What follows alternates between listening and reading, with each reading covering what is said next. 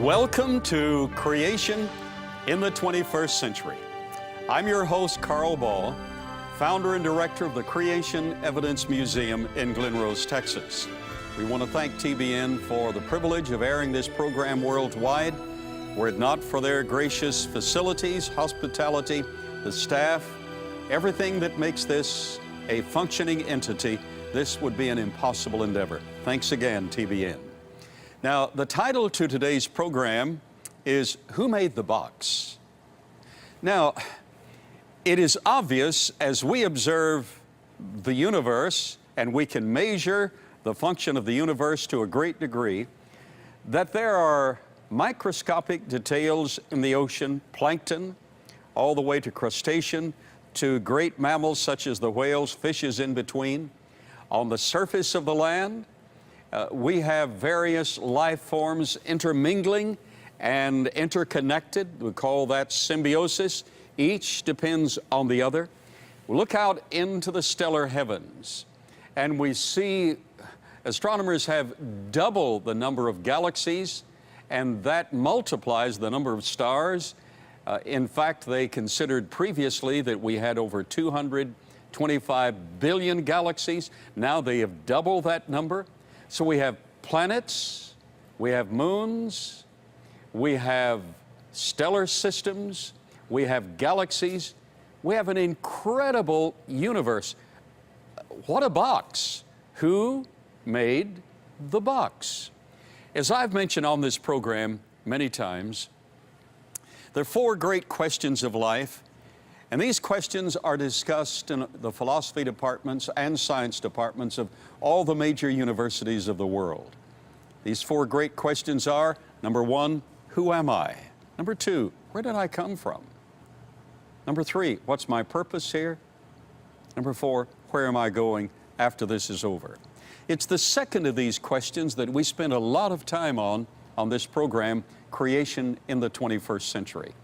It is, where did I come from? Not only I, but where did all of these myriads of galaxies that are concentrically aligned, and our Milky Way galaxy is at or near, we and our galaxy are at or near the center of the universe.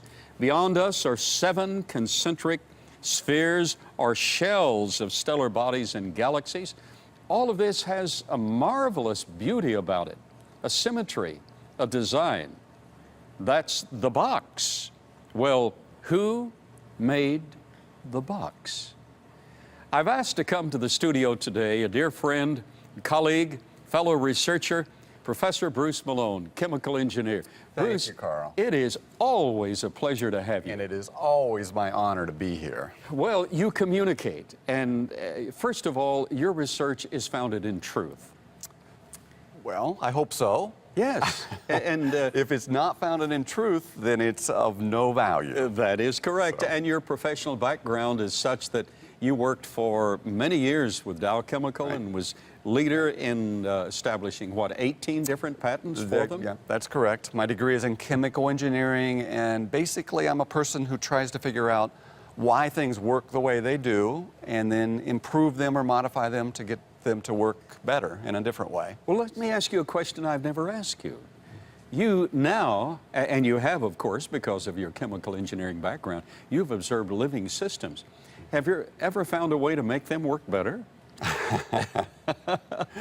Well, you know, medical researchers find ways to repair things that went wrong. Yes. But they're really not improving the original design. They're trying to bring what's wrong back up to perform the way it should have performed to begin with. Now that's a major statement. So Well, they it haven't is. been able to improve on the design just to help correct some of the problems that Well, went wrong with the design. Honestly, we're heading down a different trail than I thought we were going to head, but this is fun. What's interesting about this program, we don't have to stick to any sort of script. That's right. The problem isn't, does evolution exist? The problem isn't, is evolution happening? The issue is, what direction is evolution heading? Oh, this You program's see, a lot things- about that. Things do vary. Sure. There is lots of variety in a given type of dog or a different type of life. But continuously, as we observe the biological world, we see a deterioration downward. We don't see an Always. advancement upward. That and that's is what you were correct. asking. That No, is exactly. the original design is incomprehensibly, phenomenally beautiful and perfect. Yeah, even and it's it- deteriorated downwards. That's right. Even in a fallen state, we Yeah. can observe an original perfection. Correct. In living systems, in the function of the universe as a Yep. whole. We sure now, can. you brought a box. And the way you think is so intriguing, the analysis, and that's what this program is about. Yeah. And the question is, who made the box? Now, did somebody make this box? Well, that would depend on who you ask. All right, let's see what you have to say. Let me, you know, I like to say the reason that I seem to be able to communicate with people is because I like to simplify, Good. and get down to the basics of figuring out what is the truth. You mentioned the truth earlier on. Yes. When I go onto a college campus, for instance, the students have been trained for 18 years that everything can be explained by natural processes. The laws of science can explain where everything came from. Well, there's this enormous mystery all around us. Where did everything come from? Yes. In other words, let's pretend that this finely crafted jewelry box represents the entire universe. All right. Okay. All of the matter and all of the energy and the stars and the galaxies and the quasars and the black hole and the enormous space is all represented by this box. All right? Not only that, the life on this planet, the chemicals, the complexity, the variety is all represented by jewels inside the box. yes. You know, the molecular proteins of life, the individual components are like individual little jewels in the box. So everything, all of reality, all of life, all of All matter, right. all of energy, it's all here. Okay. Now, you have to explain, where did the box come from? There are only two possibilities scientifically. Okay. Either that box that represents the universe made itself, Made itself, or something outside the box made the box. or something outside the box made that. That's the mystery. It's one or the other. Okay. You can't have it both ways. You're right. If natural laws explain how the box got here, then there really is no need for God. It can all be explained by natural laws. Yeah, it made itself. But is it really logical? Now, that's the mystery. And I'm going to go to a kind of a strange place for your show. It's for a quote.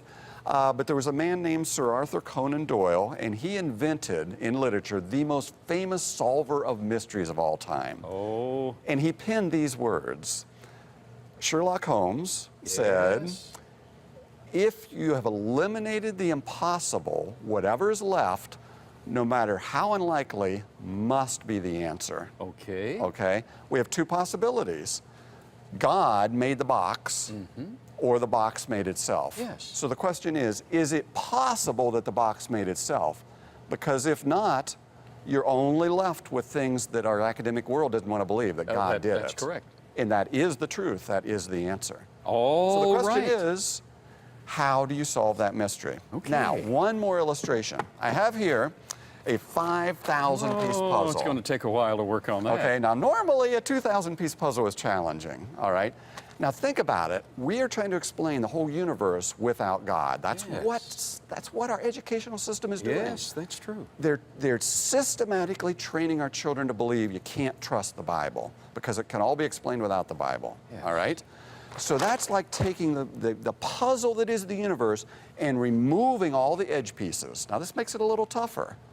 And Removing now, the edge. Oh, so we don't have a fudge no edge factor pieces to begin with. And we no longer can look at the cover. I'm going to cover up the cover of the puzzle. we don't have a picture It's just of what it no, looks there's like. no picture. And the edge pieces have been removed? As a matter of fact, I'm going to blend a whole bunch of different puzzles because I'm looking at the cosmology and biology and geology.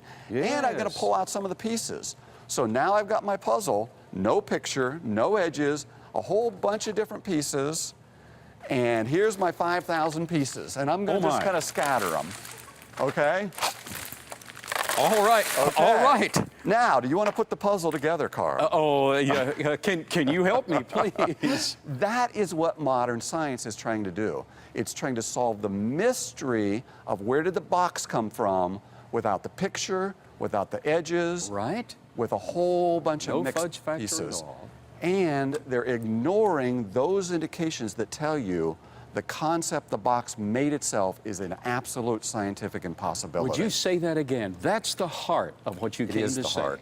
The concept that the box, the universe made itself, that life made itself, that the coded information of DNA created itself is an absolute scientific impossibility. All right. And if that's an impossibility, we go to the other alternative, no matter how the academic community refuses to accept it. Even if you consider it improbable, it is the only other alternative. That God there- had to have made the box. That there's a creator, God, who made the box and everything in Right. it.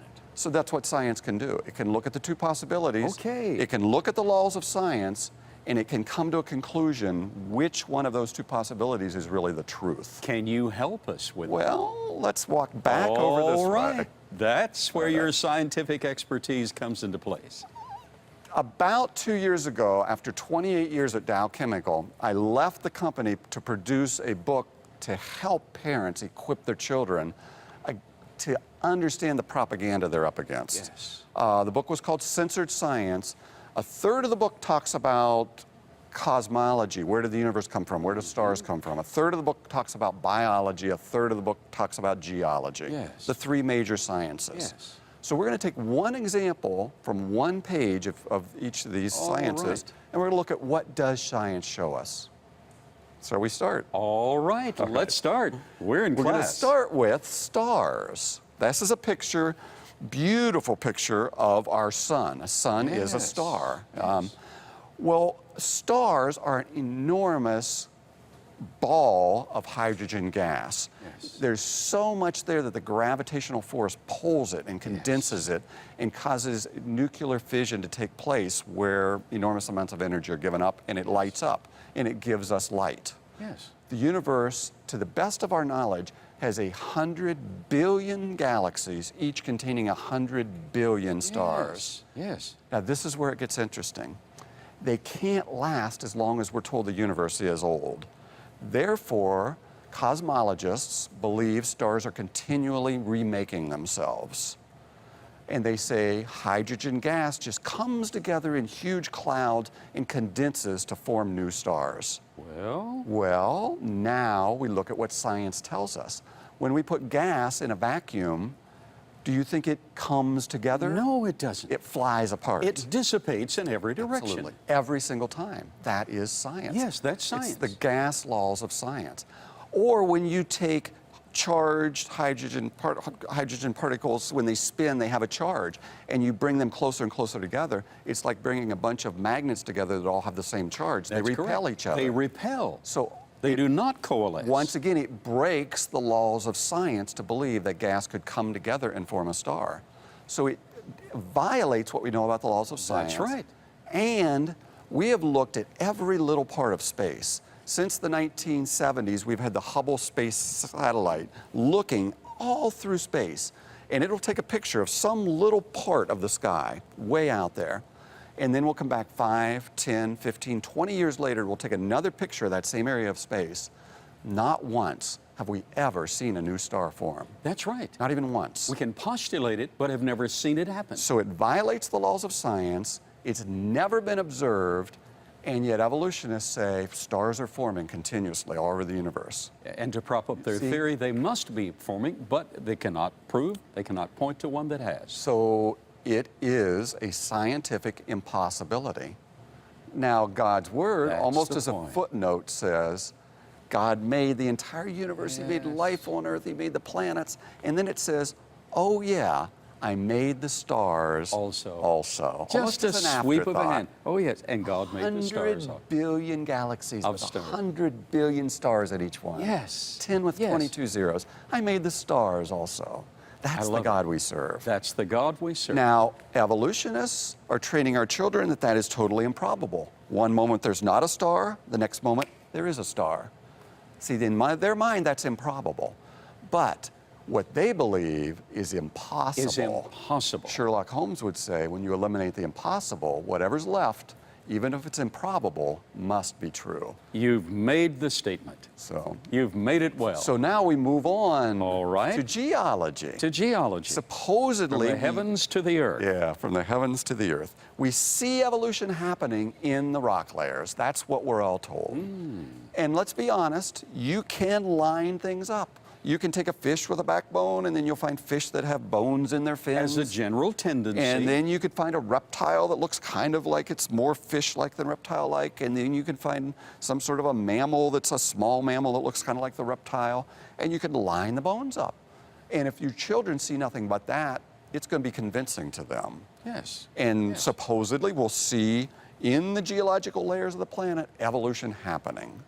But the problem that children aren't told is you can't explain how those layers got there by slow, gradual processes. That's right.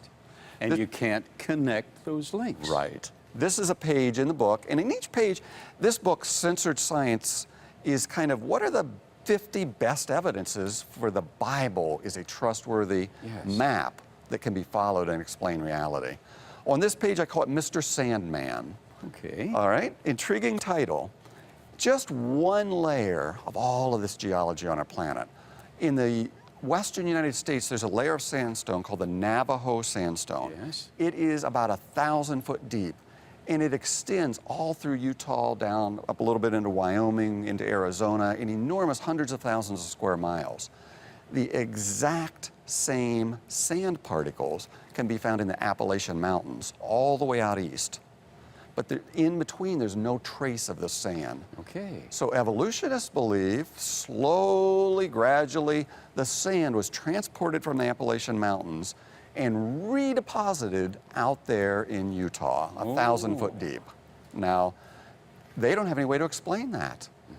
They postulate, in other words, they make up a story that says rivers transported sand. Now, how do you cover an area the size of the state of Utah with 1,000 foot of sand with a river and leave Impossible. nothing in between? You see, the sand would be dropping out all along the way. Yes. But an enormous flood that the Bible talks about could pick up unbelievable amounts of sediment right. and with high energy transport That's it right. rapidly, and when the waves slow down, drop huge layers of sediment over huge regional areas. And we can demonstrate that in flumes. We have a flume that was built by Professor Clark and Professor Voss. You see, don't ever believe that believing in creation and believing the Bible as a model for geology is not science, because it gives testable statements that we can then go test to explain the world around us. So the Bible is a science. Whereas evolution is basically giving us the impossible and expecting us to buy it. Yes.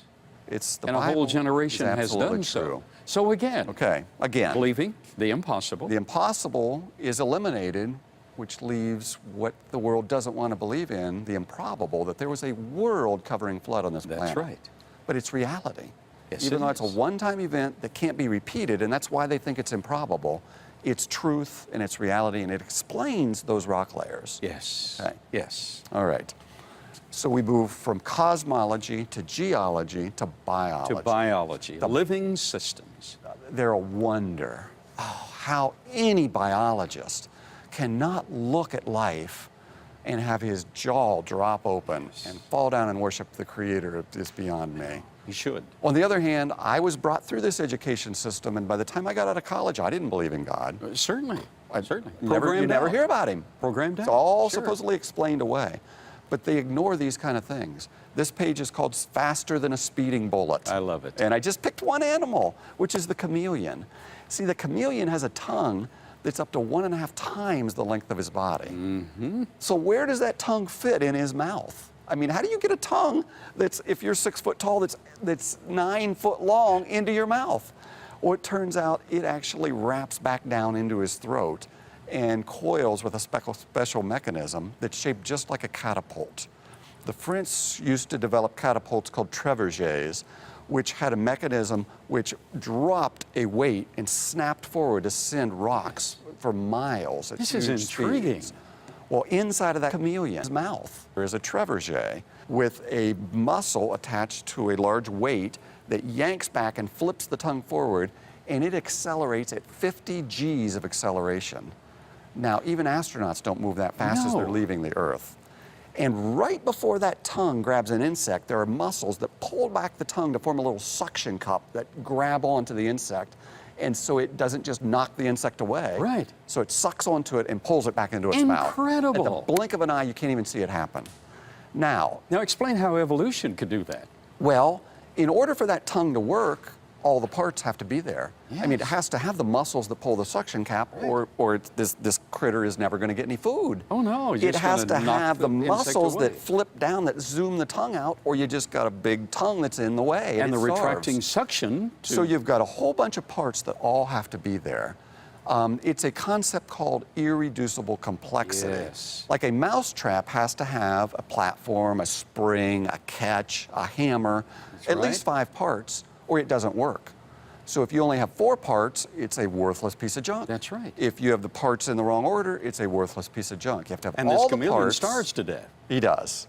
So how do you develop it one step at a time, which is what evolution requires? Yes. And every step has to have an advantage. It has to have some functional purpose, Yes. or why would the critter keep making those parts? Yes. See, it's an impossibility You've for all got those it. parts to form. It's impossible. That's right. So once again, in cosmology, in geology, in biology, and these are just 3 of thousands of examples, what you have when you try to put the puzzle together without the cover, without the picture, without the border, just trying to make up a story to explain everything as if God's never been involved, you end up believing the impossible. Believing the impossible, therefore, the alternative, even though you think it improbable, Is the truth. is the truth. And isn't that Sherlock what Holmes everybody... came to the rescue of this program. He was a fictional character, but you know, there was a brilliant man behind it. He Yes. wasn't even a Christian, and yet he wrote a very true statement. Yes, he did. Yeah. Well, would you encapsulate all 3 of these in just a succinct moment? This is tremendous, Bruce. This communicates. Would you just put them all together for the audience again? Once again, we're surrounded by skeptics. But we're also surrounded by people who I think deep down are looking for the truth. Yes, everybody's really And looking. Rather than really start talking about technical details and complicated stuff, this isn't rocket science. If we can just show people that God's word is meant to be trusted from the very beginning, it will lead them in the direction where they start to believe what it has to say about other things. One quote from his word. Jesus, when questioned about, Nicodemus came in the middle of the night with a conversation in John 3:16, and that's where Jesus said, "For God so loved the world that he gave his only begotten Son, that whoever would believe in him would not perish but have everlasting life." John 3:16. Yes. John 3:12. 4 verses earlier, Jesus looks at Nicodemus and he says, "Nicodemus, if I tell you of worldly things Yes. and you do not believe me, how will you believe me if I tell you of spiritual things?" You've got You it. see, we are looking at the physical world, and if the Bible starts by talking about biology, creatures reproduce after their own kind. 10 times it says it. Yes. The Bible starts by talking about geology, a worldwide flood to That's explain the right. rock layers. It starts about talking about cosmology. Where did the Yes. stars in the heavens And he come made from? the stars also. If the Bible's wrong about all those subjects, why would we expect the world to believe it when it talks about spiritual stuff? But it's not. It is not wrong. The Bible's right about all those subjects, and we've only tried to make up a story to avoid the implications of why we are sinful and how to come back into fellowship with God. So we make up this story to try to discredit the Bible called evolution. You've got it. Now, how do we put all of this scattered puzzle together? Well, we need to answer the question, who made the box? Inside the box are gorgeous gems, a string of pearls, in every living system called proteins. Those have to be configured in the exact relationship. Specifically, you mix one of them up and you get a lethal dose of death. In order for life to exist, the entire universe must be orchestrated. The gravity of the most distant ring shell of galaxies affects our movement of a single finger. The entire universe shows orchestration, an outside agency with a capital A. God made the box.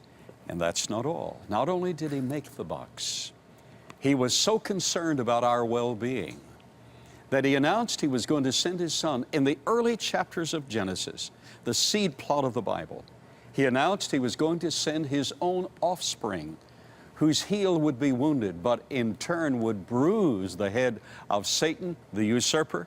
And all through the Bible we have a thread bringing us to His appearance. He walked among us. He went to Calvary. He died for our sins. The sinless one became sin for us. He was buried, but 72 hours later, on the third day, He arose from the dead. And the good news is that Creator who made the box, who made the cosmos, who explained the geology, who made the living systems, offered Himself for us. Now that He did, now that He arose from the dead and is alive at this moment, He is asking admission into your own heart. Would you pray this simple prayer? Just pray with me this simple prayer. Dear God, I'm a sinner. I've been looking at things wrong. I need You to straighten me out. Lord Jesus, right now, I open my heart's door to You. Lord Jesus, right now, come into my heart. Forgive my sins. Cover me with Your blood. Become my Savior right now.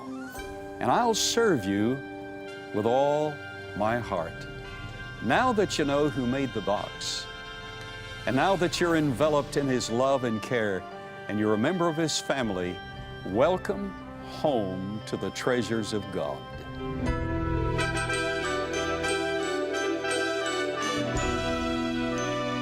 Creation in the 21st Century has been sponsored by Trinity Broadcasting Network, and only with your love gift of support can this program stay on the air.